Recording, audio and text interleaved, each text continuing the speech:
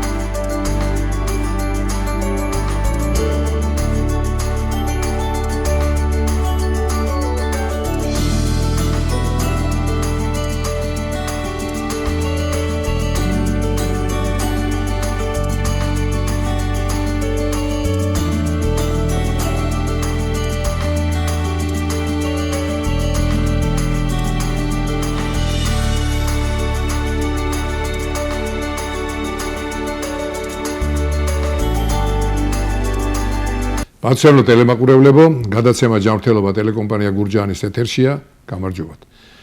მივესალმებით ტელემაყურებლებს, ვინც გვიყურებს საქართველოში და მის ფარგლებს გარეთ.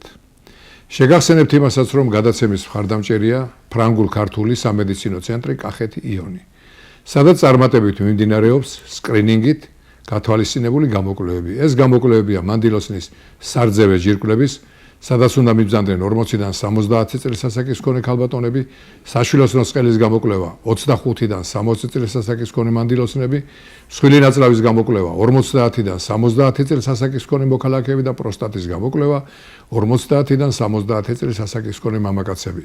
თბილისის გარდა საქართველოს ყველა რეგიონიდან. ცხადია, ეს ყველაფერი უფასოდ.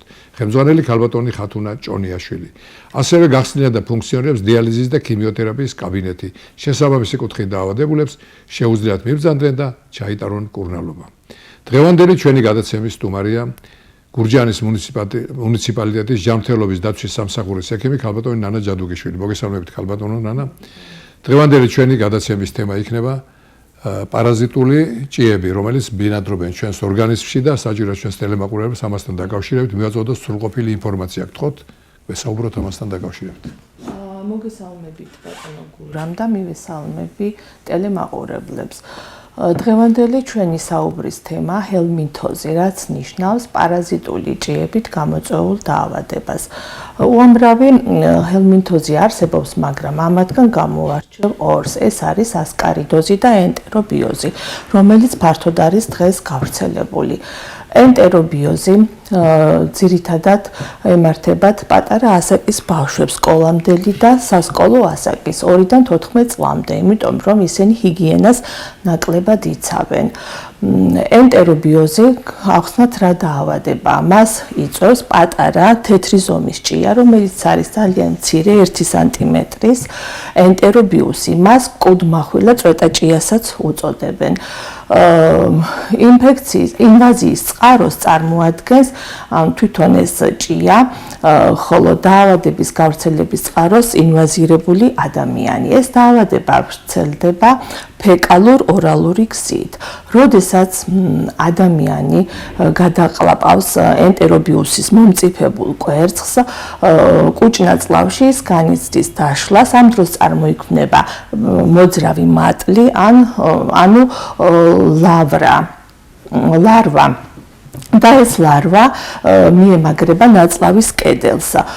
დროთა განმავლობაში დედრი მომწიფებული ჭიისგან წარმოიქმნება მომწიფებული კვერცხები და ეს კვერცხები მიემართება სწორი ნაწლავის კედლისკენ, სადაც ჩაიბუდებს და ღამით განსაკუთრებით გამოდის ანუსის მიდამოებში და დებს იქ უამრავ კვერცხს. დაახლოებით ნაწლავებში 1 თვიდან თვენახევრამდე ცოცხლობს და ამ პერიოდში დებს ძალიან ბევრ, რამოდენიმე 1000 კვერცხს. ამიტომ ამ ჭიის მოცილება საკმაოდ რთულია, უნდა მედიკამენტოზურად ვებრძოლოთ და ამავე დროს დავიცვათ ჰიგიენა. როდესაც დებს ანუსის მიდამოში კვერცხს, ამ დროს ეს იწვევს დისკომფორტს ადამიანში, ქავილს, რაც ძალიან შემაწუხებელია. ამიტომ ადამიანი აგზნებული ხდება, უძილობა აქვს მას. ამ ჭიისთვის დამახასიათებელი არის შემდეგი კლინიკა: მუცლის ტკივილი, ნერწყვის დენაღამე, კბილის კრაჭუნი, მაგრამ სადიაგნოსტიკო ნიშანი, რითაც განსხვავდება სხვა პარაზიტული ჭიებით გამოწვეული დაავადებებისგან, ეს არის ანუსის ქავილი. ამ შემთხვევაში შეიძლება ზოგიერთ დროს შევიდეს ენტერობიუსი ბრმანაწლავში და მისი ანთებაც კი გამოიწვიოს. ამიტომ უნდა მოხდეს ჰიგიენის დაცვა, რომ თავიდან ავიცილოთ. დედებმა აუცილებლად ბავშვებს უნდა დაუცვან შემდეგი სახით. ფრჩხილები უნდა დააჭრან ზომიერად, რომ ჭიის კვერცხებმა არ ჩაიბუდოს ფრჩხილებში. დღეში რამოდენიმეჯერ უნდა დაბანონ ხელი და ამავე დროს ის პატარები, რომლებიც სათამაშოებით თამაშობენ, რომლის გარეცხაც მრავალჯერადად შეიძლება, უეჭველი უნდა გაირეცხოს, რომ მას ის ჭიის კვერცხები მოცილდეს. თეთრეული აუცილებლად ხშირად უნდა დაირეცხოს და დაუთავდეს. თუ ამ წესებს დავიცავთ, ავიცილებთ ამ დაავადებას თავიდან. ძალიან დიდი აქვს ცხოველმყოფელობა ამ ჭიის კვერცხებს 25 დღის განმავლობაშიც კი ძლებს იგი გარემოში. მე მინდა გადავიდე მეორე ძირითად ჭიაზე, რომელიც არის ასკარი და რომელიც იწვევს ისეთ დაავადებას, როგორიც არის ასკარიდოზი. ასკარიდო უფრო არის გრძელი ჭია, დაახლოებით 10-15 სანტიმეტრი სიგრძის. ეს არის გეოჰელმინთი, რაც ნიშნავს, რომ ნიადაგში ხდება ამ კვერცხის განაყოფიერება. თუ ადამიანმა არ გადაყლაპა განაყოფიერებული კვერცხი, ის საშიში არ არის. ამიტომ აქ ინვაზიის წყაროს წარმოადგენს ის ადამიანი, რომელიც გამოყოფს გარეთ გაუნაყოფიერებელ კვერცხს, ან კიდევ არ იცავს ჰიგიენას. ანუ რას ნიშნავს ეს? იღებს ისეთ ბოსტნეულს ან ხილს, რომელიც არის დაინფიცირებული ჭიის კვერცხებით. ამიტომ უნდა მოხდეს ხილის ძალიან კარგად გარეცხვა, განსაკუთრებით მწვანილის, რომელსაც შეხება აქვს ნიადაგთან. მწვანილი აუცილებლად ჯერ გამდინარე წყალში უნდა გაირეცხოს, შემდეგ უნდა ჩაიდოს მარილის ნაჯერ ხსნარში 20-30 წუთი, რომ ეს კვერცხები გაუნებელყოფდეს და შემდეგ ისევ გამდინარე წყლით, განსაკუთრებით მაშინ, როდესაც ამ მწვანილის მირთმევა ხდება უმად და არა სადილში. რაც შეეხება ასკარიდოზი არის უფრო რთული დაავადება, ვიდრე ენტერობიოზი. ენტერობიოზის არ წარმოადგენს ენტერობიოზის სიცოცხლისათვის საშიშს, მაგრამ ეს გარკვეულ გართულებებს იწვევს. როდესაც ასკარიდას განაყოფიერებული კვერცხი მოხვდება ადამიანის ორგანიზმში, ის მიემაგრება, აქაც ხდება მისი გაყოფა, უჯრედული წარმოიქმნება ლარვა, ანუ მატლი, ის მიემაგრება ნაწლავის კედელს და შემდეგ სისხლთან ერთად აყვება ზემოთ, რომელსაც ქვია მიგრაციის პერიოდი. მიგრაციის პერიოდში ადის ღვიძლში ან ფილტვებში. და ეს მიგრაციის პერიოდი დაახლოებით 10-15 დღე გრძელდება. მიგრაციის პერიოდში დამახასიათებელია შემდეგი კლინიკა. ეს არის თაუბრუს ხვევა, უმადობა, ტკივილი გულმკერდის არეში, მუცლის ტკივილი, ენა შელესილია, ალერგიული რეაქცია, ამ დროს ხველა არის ან გამონაყარი ტანზე. ხოლო შემდეგ ისევ მოხდება სასუნთქი გზებით ხახაში, ხახადან ნერწყვის ჩამოყვება გადადის კუჭით და ნაწლავებში 2 კვირის შემდგომ. ხოლო ნაწლავური ფაზა არის განსხვავებული მიგრაციის ფაზისგან, იმიტომ რომ ამ პერიოდში ადამიანს აქვს შეტევითი ტკივილი მუცელში, ეოზინოფილია საკმაოდ მომატებული არის, სისხლის ანალიზს რომ გავაკეთებთ, ეოზინოფილები არის საკმაოდ მომატებული ასკარიდოზის დროს. მას ახლავს შემდეგი გართულებები, როდესაც უკვე ძალიან ბევრია რაოდენობა ასკარიდების, ამ შემთხვევაში ნაწლავში გროვდება ის და შეიძლება გამოიწვიოს ნაწლავის ანათურის დახშობა, ნაწლავის პერფორაცია ამ შემთხვევაში და ქირურგიული ჩარევა გახდება საჭირო. ასევე, როდესაც გვაქვს ღვიძლის ასკარიდოზი, მე უკვე ზემოთ აღვნიშნე, რომ ადის მიგრაციის დროს ღვიძლში, ამ შემთხვევაში ღვიძლის ნაღვლის ბუშტის და პანკრეასის სადინარების დახშობა და გამოიწვიოს პანკრეა. ჰეპატიტი. ამიტომ ჩვენ უნდა ვებრძოლოთ ამ დაავადებას ორივეს, რომ არ გავრცელდეს. და აი მე მინდა აღვნიშნო დიაგნოსტიკის დროს შეიძლება ერთხელ გავაკეთოთ განავლის ანალიზი, მაგრამ არ აღმოჩნდეს. ეს იმ შემთხვევაში მოხდება, არ აღმოჩნდება, როდესაც ორგანიზმში არის ან მამრი ასკარიდები, ან გაუნაყოფიერებელი მდედრები. და ის ანალიზი შეიძლება შემდეგ განმეორებით და მესამეთაც კი გავაკეთოთ. კურნალობის პერიოდში საჭირო არის ორკვირიანი კურსი. როდესაც დამთავრდება ერთი კურსი 10 დღის მერე, ისევ პროფილაქტიკის მიზნით უნდა მოხდეს განმეორებითი კურსის ჩატარება. ზოგადად ენტერობიოზისა და ასკარიდის დროსაც დამახასიათებელი არის მონაცვლეობითი ყაბზობა და ფაღარათი. მაგრამ შეიძლება დაემთხვას ის დრო, რომ იყოს ყაბზობა. ამიტომ მკურნალობის დროს, როდესაც დავნიშნავთ პარაზიტულ ჭიაზე მკურნალობას, აუცილებლად უნდა მივცეთ მას საფაღარათო საშუალება, რომ მოხდეს ამ პარაზიტული ჭიების ევაკუაცია, მივეხმაროთ. ამ შემთხვევაში შეიძლება ადამიანს დაემართოს დისბაქტერიოზიც პარაზიტული ჭიების დროს, იმიტომ რომ ვიცით ჩვენ ორგანიზმში არის 500-მდე ბაქტერია. აქედან ნაწილი არის სასურველი ბაქტერიები, რომელიც აუცილებლად ესაჭიროება ადამიანის ორგანიზმს და მას ადამიანის მეგობარსაც უწოდებთ და არის ნაწილი, რომელიც არის არასასურველი ბაქტერიები. ამ დროს ჰელმინთოზის დროს ხდება სასურველი ბაქტერიების განადგურება და ამიტომ პარალელურ რეჟიმში, როდესაც აღენიშნება დისბაქტერიოზი, აუცილებლად უნდა დაენიშნოს მას მკურნალობა. ზოგადად ნებისმიერი ჭიის დროს სუსტდება იმუნიტეტი, ვითარდება ავიტამინოზი, ბავშვებში ხდება გონებრივი და ფიზიკური განვითარების შეფერხება ან დაქვეითება, შრომის ნაყოფიერების დაქვეითება, მეხსიერების დაქვეითება. ამიტომ ჩვენ თუ მაქსიმალურად დავიცავთ ჰიგიენას, აუცილებლად თავიდან ავიცილებთ ამ პარაზიტულ ჭიებს. გასაგებია, კაპიტან ნანა, ძალიან ვრცლად თქვენ მიმოიხილეთ. ფაქტიურად მოდი ასე ვთქვათ, შეკითხვაც კი არ დატოვეთ იმასთან დაკავშირებით, რომ მე ვაცდამ ის უყოთ, კი. და მივაწოდეთ ის ინფორმაცია ჩვენს მაყურებელს, რომ თუ აღნიშნეს პარაზიტული ჭიები ვერაგულად შედიან ადამიანის ორგანიზმში,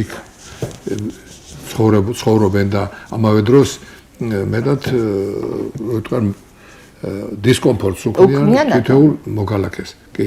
ეხლა ჩვენ შეიძლება შეკითხვა დაისვას მაყურებელთან ასეთი რომ კი, თქვენ საუბრობთ მასზე, მაგრამ რა შუაში აქვს ზამთარი? ჩვენ დღეს საუბრობთ ამ პერიოდში. იმიტომ რომ მაინც ეს რაზეც ვისაუბრეთ, რომ იგივე თუნდაც ბოსტნეულის მირთმევა, ეხლაც კი არის შემოდის და ადამიანი გაურეცხავად მიირთმევს ზოგიერთი პირდაპირ ბოსტანშიც კი მიიღებს მას საკვებად, მაგრამ ეს ყველაფერი აღნიშნოთ, რომ ზამთარში ეს ასკარიდები, ეს ჭიები საერთოდ რაც ჩვენ ჩამოვთვალეთ, არიან ჩვენს ორგანიზმზე საერთოდ არსებობენ? დიახ, მე აღვნიშნე, რომ ასკარიდა არის გეოჰელმინთი.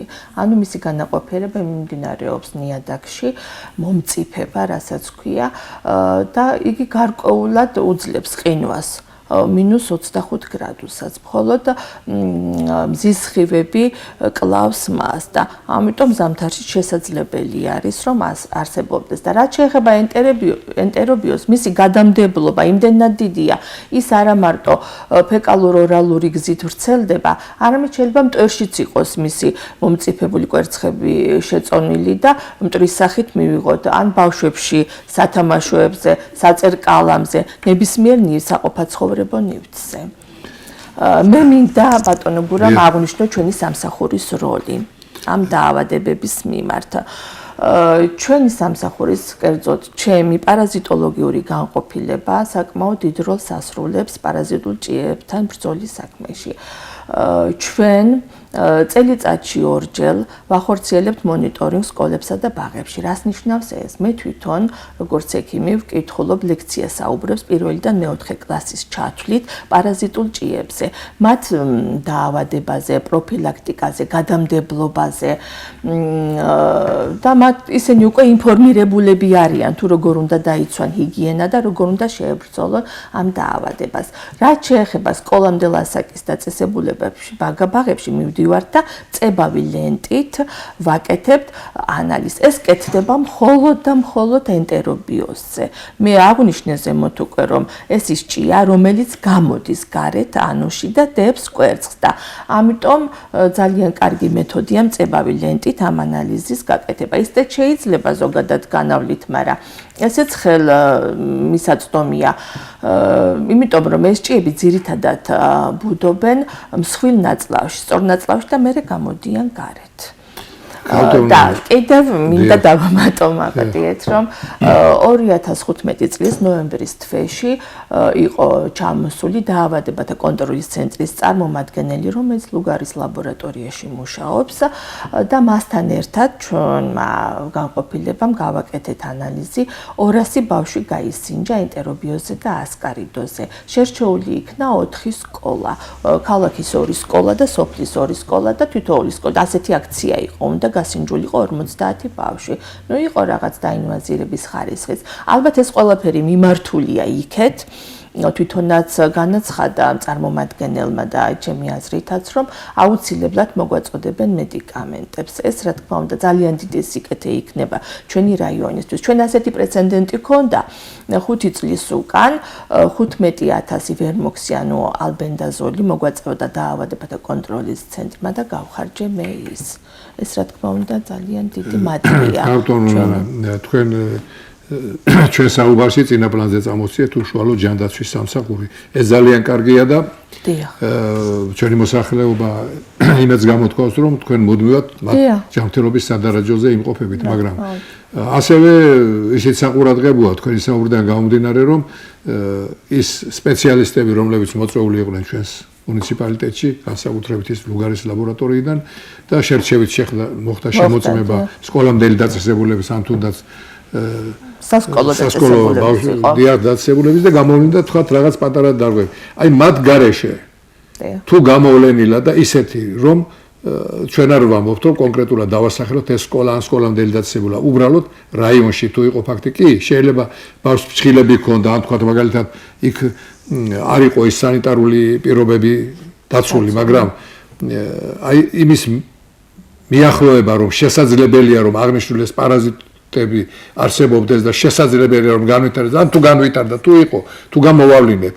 აი ეს ფაქტი თუ ყოფილა თქვენ სამსახურის მიერ. რა თქმა უნდა, ვავლეთ პარაზიტულ ჭიას, მე ვიბარებ. აი როგორი იყო თქვათ 2015 წელი და როგორად დავიწყეთ 2016 ამ მიმართებით ვაუშვით. მე გეტყვით, გაისინჯა 1955 ბავშვი 2015 წელში, აქედან იყო 121 ენტერობიოზი და იყო 27 ასკარიდოზი. აი რა სახის დარღვევები გამოავლინეთ თქვენ სკოლამდელ დაწესებულებებში? აი რა არ მოგეწონათ იქ რო შეხვედით? მხოლოდ ბავშვი გასინჯეთ თუ იგივე თქვათ ის საპირფარეშო გასინჯეთ თქვათ იგივე მისი სამზარეულო? გასინჯეთ, მონიტორინგს ვახორციელებთ პროფილაქტიკოს ექიმთან ერთად, ქალბატონ ეკაბურდიაშვილთან ერთად და ეს ჩემი პრეროგატივა არ არის, მაგრამ არ არის არასოდეს ისეთი დარღვევა შეძლების დაგვარად ყველაფერი ნორმაშია. ეგ რაც შეეხება დაწესებულებას, მაგრამ ამ კუთხით იქნება წამოწიოთ წინა პლანზე ოჯახის როლი. შესაძლებელია ვთქვათ ინფორმირებულობა ოჯახის? ინფორმირებულობას და არსებული მდგომარეობაც, იმიტომ რომ ეხლა მოდი გულახდილები ვიყოთ, ხშირ შემთხვევაში დედას ან მამას არცალია ბავშვისთვის, რომ თქვენ როგორც აღნიშნეთ, რომ ყოველ საათში ხელები დაბანოს მისი ის ინვენტარი, რითაც თამაშობს ან ხელს რასაც ყიდებს. ამასთან დაკავშირებით დამატებით ჩვენ რა რჩევას მივცემთ, რომ კი დედა და მამა ამას ვერ ახერხებენ, მაგრამ როგორ მოიქცნენ თვეში ერთხელ, ორ თვეში ერთხელ მოახდინონ ბავშვის თქვათ ექიმთან, თუნდა ოჯახის ექიმთან. მოგახსენებთ, რა ხდება იცით, როდესაც მივდივარ მე და ვატარებ მე პირველი 4 კლასის ჩათვლით ლექციას აუბრებს, მას ისმენს არა მარტო ბავშვები, მათი კლასის დამრიგებელიც, ან ნებისმიერი პედაგოგი, რომელიც იმ დროს იმყოფება კლასში. და აი ამის შემდგომ ვეუბნები იმ ბავშვებს, რომელსაც აქვთ ჩივილები, კლინიკას ვუსახელებ, მუცლის ტკივილის დაუბრუცხევაღებინების შეგრძნება, პირიდან არასასიამოვნო სუნი. ბავშვები ეთხოვებიან ისეთ მუცელი მტკივა ან რაღაც და მაგით მაინც მიხვდები ხშირად ვინ ავადობს და ვეუბნები გადასცენ აუცილებლად მათ მშობლებს, რომ ანალიზი მოიტანონ ჯანდაცვაში და გავაკეთოთ. რომ გამოვრიცხოთ ვინაიდან თქვენის კლინიკური ნიშნები რაც ჩამოთვალეთ, შესაძლებელია სხვა დაავადებიდან მოდიოდეს, თუნდაც იგივე მუცლის ტკივილი, იგივე თუნდაც პირიდან სუნი და სხვადასხვა რამე და ამიტომ დიფერენცირება უნდა მოვახდინოთ, რა თქმა უნდა, სხვა დაავადებებისგან და ძალიან ხშირი გვაქვს მიმართვიანობა. მე უკვე მოგახსენეთ, რომ 1955 ანალიზი გაისინჯა 2015 წელს. ჩვენ ყოველთვის გადაცემის პერიოდში წინა პლანზე წამოვწევთ ბავშვებს, მათ როლს, იმიტომ რომ ჩვენი ცხოვრების არზი ძირითადად ეგ არის, მაგრამ რა დააშავეს ხანში შესულმა ადამიანებმა. ან ზრდადასრულებულმა, მისმენთ, აი როგორია მათ მიმართ დამოკიდებულება თქვენი სამსახურის. აი ახლა ადამიანი ჩვეულებრივი, თუნდაც ის ფერმერი, რომელსაც მიწასთან აქვს შეხება, რომელიც ფიზიკურად მუშაობს, აი მათ რა რჩევას მისცემთ, როგორ მოიქცეს ის ადამიანი. ეხლა წეგან ჩვენ აღვნიშნეთ საუბრის დასაწყისში, რომ განსაკუთრებით თქვენ ბოსტნეულზე გაამახვილეთ ყურადღება, რომელიც მიწასთან აქვს შეხება და ძალიან ხშირად კი არა 80% მაინც გაურეცხავად მიირთმევს ბოსტანში მოწყვეტს და მიირთმევს. მithumetas 1000 ჭია და 1000 ცურავია ის მოძრაობს იმ ბოსტანში. ამიტომ რჩევა თქვენიდან როგორც სპეციალისტის. ჩემი რჩევაა, რომ ის საგულდაგულოდ უნდა იქნეს გარეთ. თქვენ აღნიშნეთ, რომ მარილ წყალში უნდა გაირიცხოს და ახლა გაუნებლებო. რომელი გულახდილები იყოთ, რომელი ჩვენი დიასახლისი, მე არსად არ შევხედრივარ, რომ სანამ წვანის მოიტანს უფრაზე მარილ წყალში ისახნას გარეცხოს და ისე მოიტანს და როგორ მოიცეს. განსაკუთრებით იქ, სადაც სოფელია და ფეკალიები და ბინძურების საშიშროება არსებობს და მწვანილი მოყავთ, იქ ხომ არის ეზოს ტუალეტებიც. აი იქაა საშიში ნამდვილად. მაგრამ აი არის კიდევ საერთო საცხოვრებლებს რომ თვლით ჩვენ რომ თქვა გურჯაანში არის ეს პატარ-პატარა მინი ბოსტნები აქვს უყველას. აი იქაც ხო შეიძლება რომ ეს თავი იჩინოს, მაგრამ იმიტომ რომ იქ ზოგი წყალს გადმოღრის მეხუთე სართულიდან, ზოგი იქ თქვა რაღაცას დააგდებს, იქ უფრო მეტია შემხებლობა ამასთან დაკავშირებით. არა, იქ თუ ჭადაზიანდა, აი იმ შემთხვევაში იქიდან ამოვიდა ზემოთ, აი იმ შემთხვევაში არის უფრო მეტი საშიშროება. ამ ჭიების გადაგნებათ მოგახსენებთ სხვა ჭიებსაც, რომელიც შეიძლება. ჩვენ ეს რომელიც ძირითადად ეს ზამთრის პერიოდსაც რომელიც ეხება. მაგრამ ზამთრის პერიოდზე არ არის, შეიძლება ადამიანს გაუჩნდეს ტრიქინელოზი, მოგეხსენებათ ალბათ ამ ჭიის შესახებ, როდესაც ადამიანი თერმულად ნაკლებად დაუმუშავებელ ხორცს ჭამს, მაგალითად ზოგს უყვარს ცვრიანი მწვადი. ხო, ძირითადად ღორის ხორცისგან გადადის. ტრიქინელოზი საკმაოდ რთული დაავადება, თუ იმ ჭიების ინკუბაციური ფარული პერიოდი 15 დღეა, ეს არის 1 თვე და ამ დროს უნდა გქონდეს აუცილებლად 4 პათოგნომური ნიშანი. ეს არის თვალების შეშუპება, სკლერების შეწითლება, მაღალი ტემპერატურა 38-დან 41 გრადუსამდე, ასევე ozinofilia საგრძნობლად და კუნთების ტკივილი და მე მინდა მოსახლეობამ ყურად იყოს, რომ მოერიდოს ნაკლებად თერმულად დამუშავებული ხორცის განსაკუთრებით ამავდროულად შეუმოწმებელი არ შეიძლება. რა თქმა უნდა, მცირე რაოდენობითაც რომ აღმოჩნდეს დაინვაზირება, ის ხორცი აუცილებლად უნდა იყოს გაუნებელყოფილი. გასაგებია ჩვენ ამაზე გვისაუბრეთ ავტონანა განსაკუთრებით ტრიქინოლოზე, იმიტომ რომ ხშირად ქუჩებში ხდება მისი გაყიდვა, ამიტომ მოსახლეობა ამიტომ ინფორმირებულია. და კიდევ მინდა რომ ღორის ხორცისგან არა მარტო გადადის ტრიქინელოზი, არამედ გადადის ტენიოზი ღორისოლიტერი ალბათ გსმენიათ მის შესახებ, რომელიც საკმაოდ დიდი ჭიაა. 4-5 მეტრის პროგლოტიტები ქვია მას, დიახ და არის ღორისოლიტერის გარდა ხარისოლიტერი, რომელიც უფრო მეტად რთულია და მისი სიგრძე თითქმის ორმაგია 8 მეტრამდე აღწევს მისი სიგრძე და ისინი წლობით ცხოვრობენ ადამიანის ორგანიზმში, მიემაგრებიან ნაწლავის კედელს და იკვებებიან გადამუშავებული საკვებით და ამიტომ დიასახლისებმა ზოგჯერ იციან ფარშის გასინჯვა, ხო, უმის მარილად სინჯავენ, როგორ არის შეზავებული. აი ეს არაფრად არ შეიძლება. იმიტომ რომ არ ვართ დაზღვეული ის ჯანსაღია თუ არა. ან ვისაც უყვარს, როგორც მოგახსენეთ ზემოთ, ცვრიანი მწვადი ნაკლებად თერმულად დამუშავებული.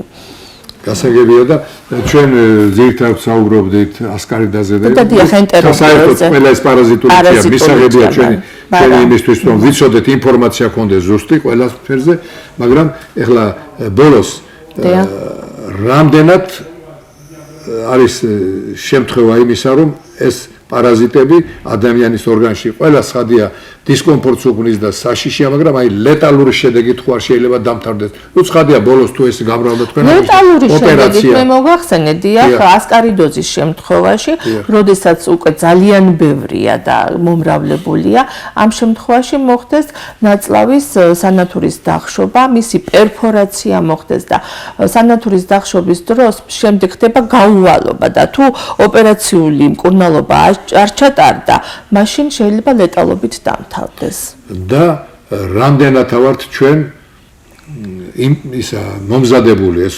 ჯანმრთელობის დაცვის სამსახური იმისათვის, რომ ამ ყველა პარაზიტულ დაავადებებს ჩვენ გაუმკლავდებით, ჩვენ გვაქვს შესაბამისი მედიკამენტოზური საშუალება იმისა, რომ ნებისმიერ მსურველს, რომელსაც ექნება იმის შესაძლებლობა, რომ მოვიდეს თქვენთან, შეიმოწმოს თავისი ჯანმრთელობა და შემდგომში იმკურნალობა და ეს ალბათ სახელმწიფოს მხრიდან ფინანსდება თუ აი ეს ყველაფერი ჩვენ ტელემაგრებს მიაწოდოთ თუ თვითონ უნდა შეიძლება. ჩვენთან ძირითადად ხდება ორჭიაზე კვლევა, ეს არის ასკარიდა და ენტერობიუსი.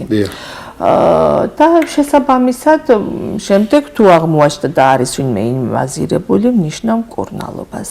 ყველასთვის არის ხელმისაწვდომი, რადგან უფასოა მომსახურება. არ აქვს კონტინგენტს მნიშვნელობა, ის პატარაა, დიდია, ხანდაზმულია, ჩვენ ყველას თანაბრად ვემსახურებით. და შესაბამის მედიკამენტებსაც თქვენ სთავაზობთ თუ აფთიაქში? მე ვუნიშნავ მკურნალობას და შემდეგ შეიძენს ის აფთიაქში.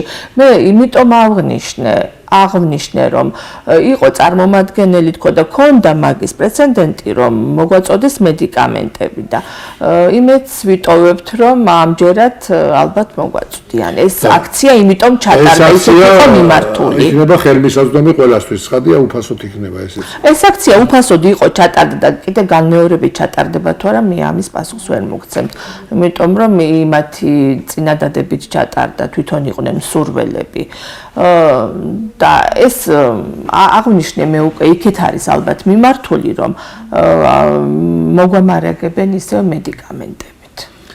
და ჩვენი საეთეო იწურება, მაგრამ ბოლოს ექიმის რეზიუმე რომ ეთქვიან, აი ხო არაფერი გამოგჩა ისეთი რომელიც უნდა იცოდეს ჩვენმა ტელემაყურებელმა, ან დამატებით ხომ არაფერს კიდევ ურჩევთ.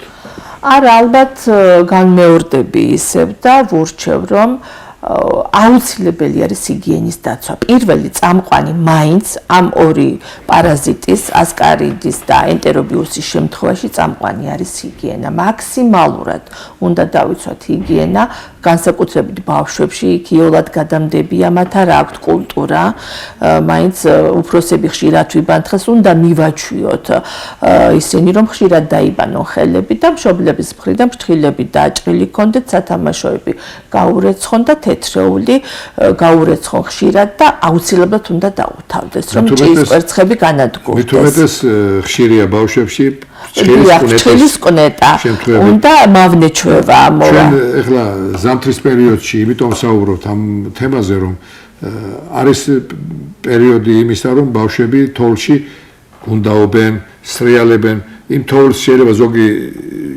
მიიღოს კიდეს და არის საშუალებები რომ თოვლიდანაც შეიძლება თუ ის დაბინძურებულია. არის, იმიტომ რომ თუ ის ნიადაგი დაბინძურებული არის ფეკალიებით, სადაც არის ასკარი და იქ საშიშრება მაინც იქნება. კი, იმიტომ რომ მე აღვნიშნე, რომ ხდება განაყოფიერება მიწაში და იმ განაყოფიერებულ კვერცხს თუ გადაყლაპავს ეს თოვლთან ერთად, დიახ, ყინვაგამ თუ გადაყლაპავს თოვლთან ერთად იქნება თუ რასთან არ აქვს მნიშვნელობა.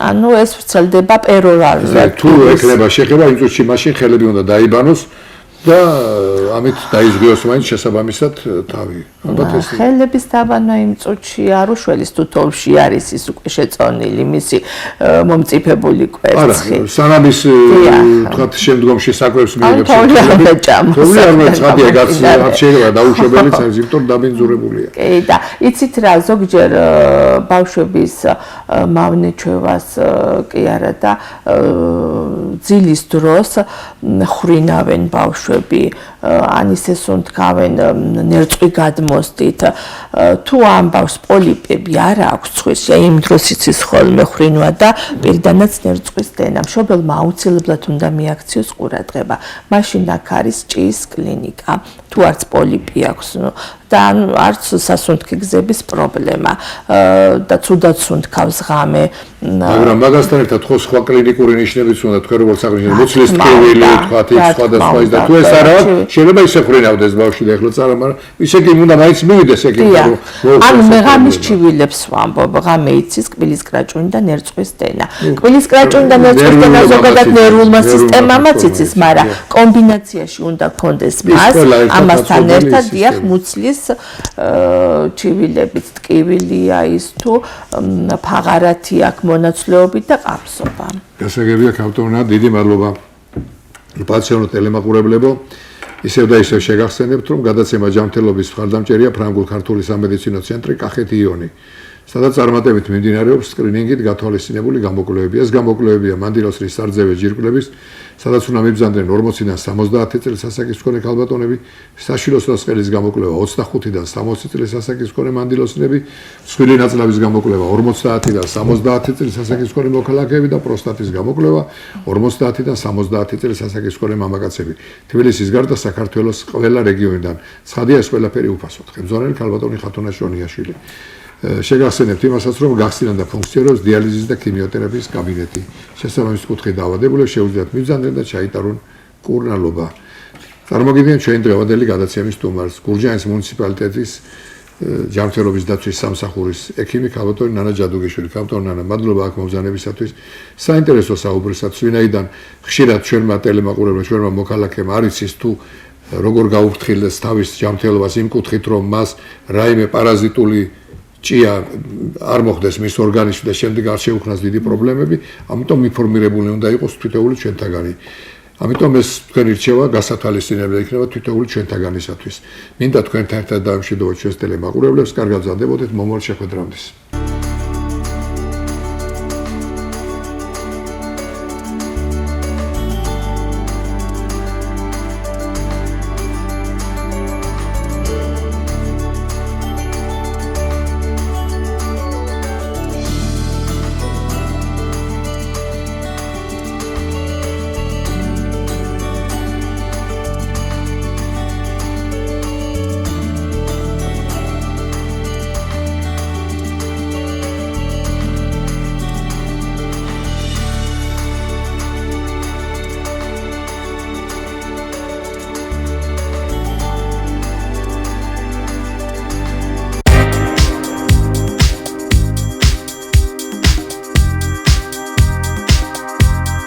გადაცემის მხარდამჭერია ფრანგულ-ქართული სამედიცინო ცენტრი კახეთი იონი.